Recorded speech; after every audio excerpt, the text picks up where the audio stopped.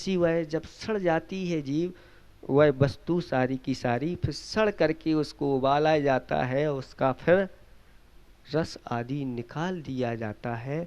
वह दुर्गंधित सड़ी हुई महासड़ी हुई चीज शराब कहलाती है, जिस शराब में निरंतर उसी रंग वाले सूक्ष्म जो आँखों से दिखाई नहीं देते ऐसे जीवों की उत्पत्ति निरंतर होती रहती है।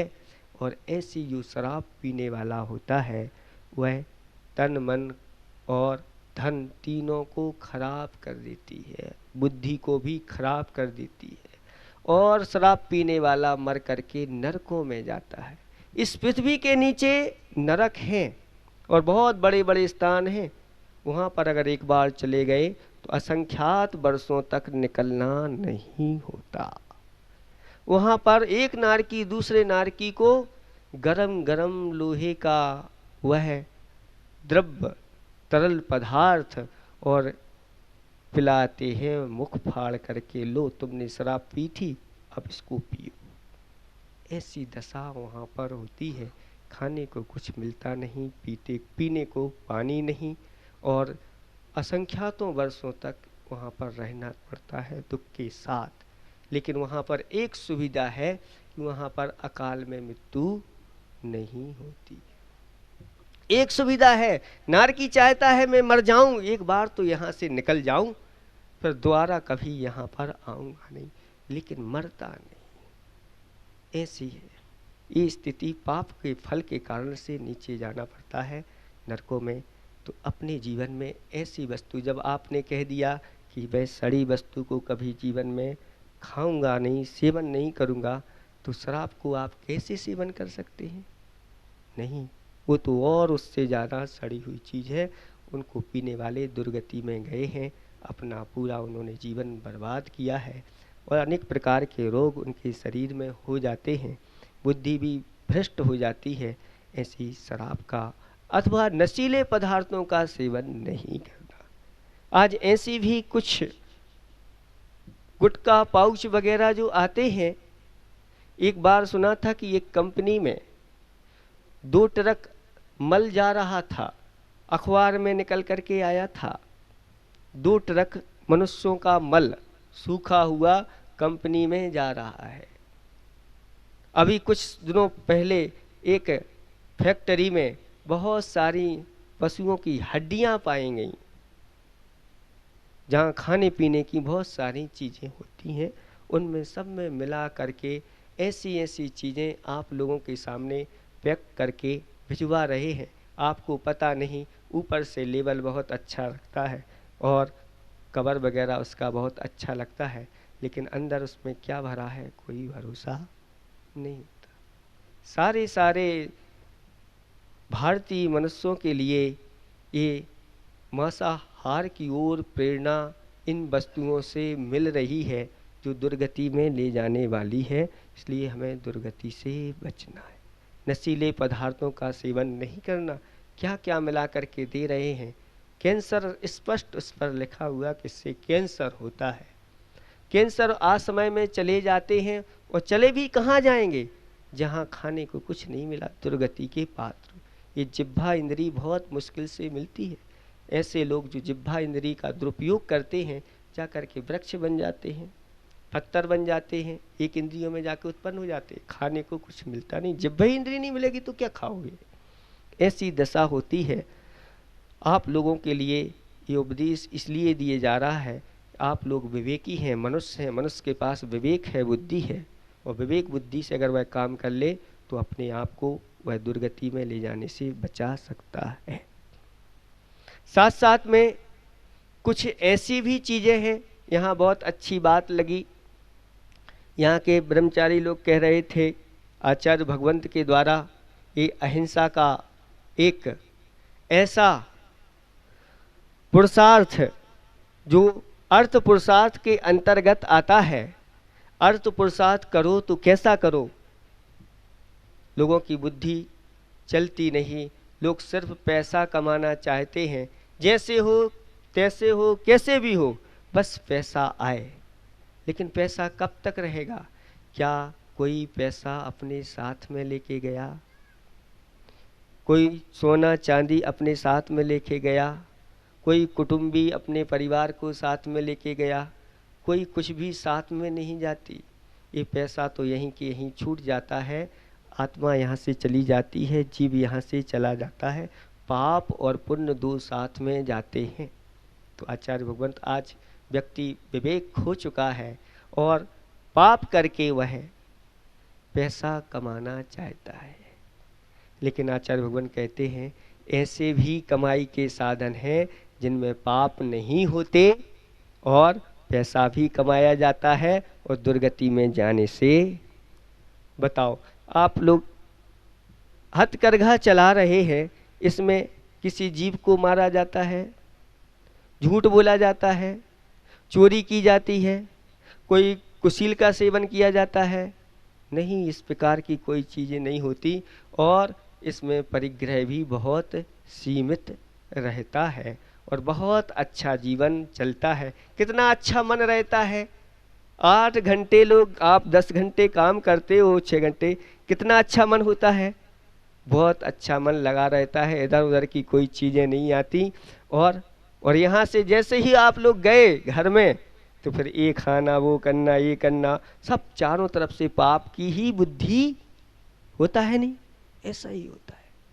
कितनी अच्छी आचार्य, ये हमारे आचार्य भगवंत का ये व्यापक एक नज़रिया, एक अहिंसा का नज़रिया उन्हीं की दृष्टि में आ सकता है।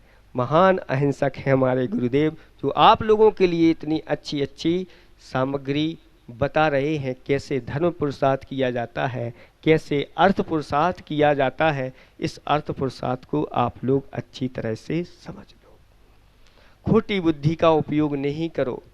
वर्तमान में आपके पास मोबाइल है तो ये कहते हैं महाराज जी जब तक ये काम करते हैं तब तक इनका मोबाइल जमा कर लिया जाता है, ये निर्विकल्प होकर के कार्य करते हैं। मोबाइल में भी आजकल वर्तमान में कुछ ऐसी चीज़ें आ गई जो निरंतर उनको चालू कर दो तो पाप का संचय होने लग जाता है। 7 व्यसन उस मोबाइल के अंदर हैं, महाव्यसन है ये बाबा। लोग चाहें तो इसी के माध्यम से कुछ ना करें, सिर्फ मोबाइल में ही अगर खोटे कार्य करने लग जाएं तो भी नरकों में चले जाएंगे, त्रिंच आदि पर्यायों में चले जाएंगे। और अगर उसका सदुपयोग कर लें तो सदगति भी प्राप्त कर सकते। दोनों बातें हैं, बुद्धि जैसी चल गई उसके अनुसार। तो मोबाइल में कुछ गेम्स आते हैं जो गेम्स हिंसात्मक होते हैं, जिनमें आर्त ध्यान रौद्र ध्यान होता है। ऐसे कुछ गेम्स होते हैं, वो आप लोग जानते हैं, जैसे पबजी और फ्री फायर, कौन से हैं, है ना, जो भी हिंसात्मक हैं, जिसमें लड़ाई हो रही है, बंदूकें चल रही हैं, एक्सीडेंट हैं एक दूसरे से, जहाँ पर क्रूरता दिखाई जाती है, ऐसे सब गेम्स जो होते हैं वो पबजी नहीं हैं, वह पाप जी हैं। कौन से जी हैं? हाँ, जब भी अगर आपने चालू कर दिए तो समझ लेना ये पाप जी चालू हो गया है और अब हमारा जो आत्मा है वह पाप से भरना प्रारंभ हो गया। आप अपने जीवन में जो चाहें वो भर सकते हैं। पाप भरना चाहें तो पाप भर लो और पुण्य धर्म भरना चाहें तो धर्म भर लो। खेत आपका है, बोलो आपका खेत है, कोई मना करेगा? बबूल लगा लो, हाँ, आपका खेत है, बबूल लगा लो, क्या मिलेगा? कांटे ही कांटे मिलेंगे।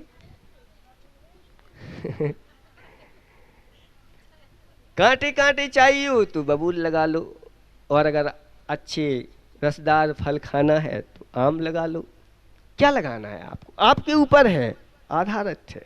इसलिए आप अपने जीवन में ऐसी चीज़ों का सेवन नहीं करना जो बिल्कुल अपने लिए छूने योग्य नहीं आ जाती। जैन शास्त्रों में लिखा हुआ है जो एक थोड़ी सी भी शहद खाता है उसके लिए 7 गांव के जलाने का पाप लगता है। किसी 7 गांव को जला दो, कितनी बड़ी हिंसा हो गई। ऐसा क्यों लिखा है? ऐसा इसीलिए कि लिखा है कि 7 गांव में जितने घर होते हैं, एक मधुमक्खी के छाते में उतने घर होते हैं। और आपने उजाड़ दिया तो पाप तो लगेगा, जब पाप लगेगा तो उसका फल हमें भोगना पड़ेगा। तो ऐसी वस्तुओं को अभी तक भूल में सेवन करते आए हैं, आप सेवन नहीं करना, इनका त्याग करना। पूर्व में ऐसे भी मुनिराज जंगलों में गए हैं और भील की पर्याय में भील लोगों ने भी अंडा, मांस, मछली, शराब, मधु इनका त्याग किया और आगे जाकर के वह इनकी ऐसी उन्नति हो गई, वही अंत में जाकर के भगवान महावीर भगवान की पर्याय में उत्पन्न हुए। ऐसे ऐसे बड़ी बड़ी उच्च कुल में जन्म लिया, ऐसे क्षत्रिय कुल में उनका जन्म हुआ। ये सब त्याग और संकल्प की महिमा है। आप लोग यहाँ बैठे हैं, हमें विकल्प आ रहा था कि हथकरघा वालों को यहाँ पर आप लोगों ने बुला लिया, 1 घंटे ये लोग यहाँ देंगे, 1 घंटे की इनकी मजूरी कम होगी, प्रत्येक का 40-50 रुपये का तो घाटा हो जाएगा, है ना? होगा कि नहीं होगा? महाराज करवाया तो है आपने घाटा लेकिन फायदा कितना हो रहा है आप समझ सकते हैं कि ये घंटे हमारे जीवन में स्वर्णमय बन करके आए। और 1 घंटे का उपयोग क्या, थोड़ा सा भी अगर हमने अपने जीवन में उसको समझा है। देखो शास्त्रों में कथाएं ऐसी आती हैं कि एक ग्वाला है, ग्वाला जानते हैं, गाय चराने वाला है, जैन नहीं है, लेकिन सेठ जी के यहाँ वह गायों को लेकर के जाता और चराने चला जाता। चरा करके आ रहा है, तालाब में एक सुंदर फूल खिला हुआ है सहस्त्र पंखुड़ी का, और वह तालाब में स्नान करने के लिए कूद जाता है और तैरता हुआ बीच में जाता है और उस फूल को तोड़ करके ले आता है। और जैसे ही फूल को तोड़ता है और तोड़ करके लाता है तो सरोवर का रक्षक देव प्रकट हो जाता है और कहता है ये फूल मेरा है, तुमने इसको तोड़ा है, बहुत बड़ा अपराध किया है, तुम्हें इसकी सजा मिलेगी। वह कहता है मुझे क्या पता है इसका किसका किसका अधिकार है, लगे हुए थे हमने तोड़ लिया, गलती हो गई, क्षमा कर दो।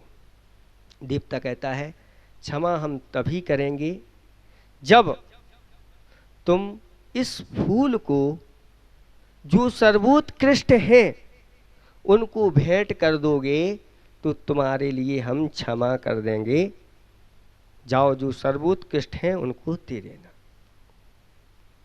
अब वह ग्वाला क्या समझे कि सर्वोत्कृष्ट कौन है? वह कहता है हम तो अपने सेठ जी के यहाँ गायें चराने जाते हैं, सेठ जी ही हमारे लिए सर्वोत्कृष्ट हैं। और जाकर के सेठ जी से कहा आप सेठ जी आप सर्वोत्कृष्ट हैं, आपके लिए मैं ये फूल देना चाहता हूँ। सेठ जी ने कहा क्यों?